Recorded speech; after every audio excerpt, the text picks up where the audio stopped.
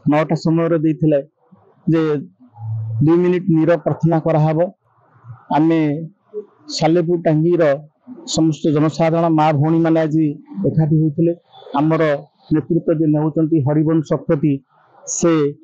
जो आपण देखुं ये जो घरटी ए घरटी स्मृति उद्देश्य ए घरटी की से आज समर्पित कर आम आज टांगी सालेपुर कांग्रेस कार्यालय गोटे नीरव शोभा यात्रा नीरव प्रार्थना सभा आरंभ करूँ आयोजन एवं ए बहुत मात्रा कांग्रेस कर्मी मैंने जोग देते। हाँ आम जेहेतु आज करूँ से सौम्याश्री उद्देश्य भी से उत्सर्गीकृत करा सालेपुर कांग्रेस ऑफिस टाक कार्यालय को एवं आज